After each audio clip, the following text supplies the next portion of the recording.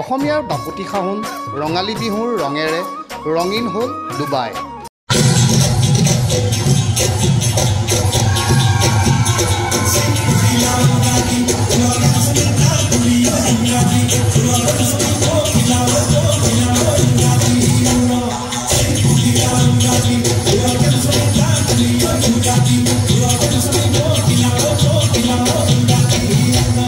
সাত সাগৰ 13 নদী পাৰৰ বহিৰাষ্ট্ৰত থাকিও অসমীয়াৰ বুকুৰ আপোন বিহু উদযাপনেৰে প্ৰকৃত অসমীয়া হোৱাৰ গৌৰৱেৰে গৌৰৱান্বিত হ'ল ডুবাইত থকা প্ৰবাসী অসমীয়াসকল।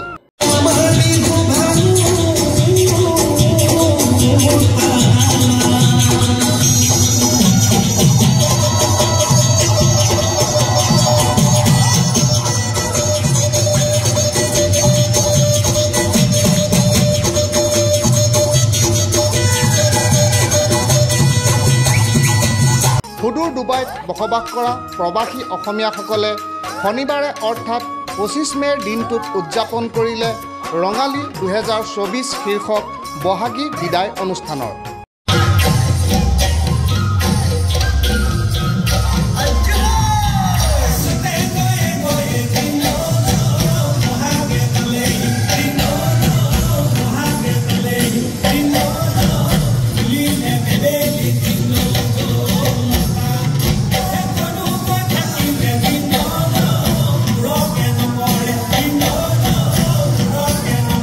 বিহু নৃত্য গীতেৰে জীপাল হৈ পৰা বহাগী বিদায় অনুষ্ঠানটোত অসমৰ জনপ্ৰিয় কণ্ঠশিল্পী মন্টুমণি শইকীয়া আৰু শংকৰ দাস কোঁৱৰে গীত পৰিৱেশন কৰি সকলো দৰ্শককে আপ্লুত কৰে।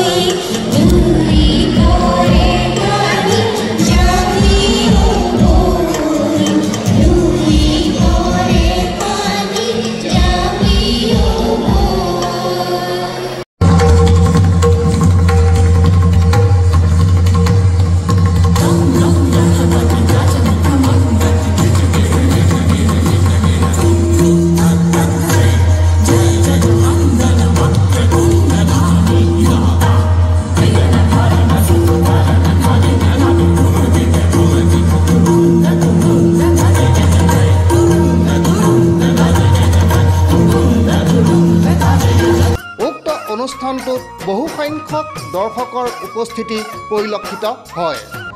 নমস্কাৰ, মই সৰোজ। মই মোটামুটি আপোনাৰ 15 বছৰৰ পৰা আছোঁ ইয়াত।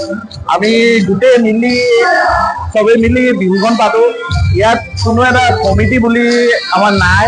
আমি চবেই একেলগতে যোগ হৈ মানে ছিংগাৰ্ছ অসমৰ পৰা মাতোঁ, তাৰপিছত বিহুখন পাতোঁ। ইয়াত বিহুখন প্ৰত্যেক বছৰ পাতি ভাল লাগে, সেইটো কাৰণে আমি পাতোঁ আৰু চবেই মিলা প্ৰীতিকে থাকোঁ, একেলগতে এসাঁজ খাওঁ, ছিংগাৰ্ছ এনজয়মেণ্ট কৰোঁ, সেইটো কাৰণে আমি প্ৰত্যেক বছৰে বিহুখন পাতোঁ। মোৰ 1 বছৰে হৈছে অহা, কিন্তু মই এখেতসকলক চিনাকি হোৱা এখেতসকলৰ লগত বহুত বছৰে হ'ল, গতিকে মই জানো আৰু কেনেকৈ হয় কি হয়। মোৰ ফাৰ্ষ্ট টাইম, মোৰ নাম মনীষা বৰুৱা, মই যোৰহাটৰ হয়। এইবাৰ মোৰ ফাৰ্ষ্ট টাইম মই বিহু ইয়াত আছোঁ বিহুত। ভাল লাগিছে। যেনেকে ই ক'লে ইয়াত কোনো কমিটি নাই, আমি চবেই মিলি মেলি চবেই আহোঁ, চবে ফূৰ্তি কৰোঁ, এসাঁজ খাওঁ, সেয়াই আৰু আৰ্টিষ্ট আহে অসমৰ পৰা, সেই ফূৰ্তি আমাৰ। আমি এনেকেই মানে বিচাৰোঁ যে এনেকৈ হৈ থাকক আগলৈও, আগৰ প্ৰজন্মই যাতে আমাৰ নেক্সট প্ৰজন্মই সেইটো চলাই যায়, সেই আশা আৰু।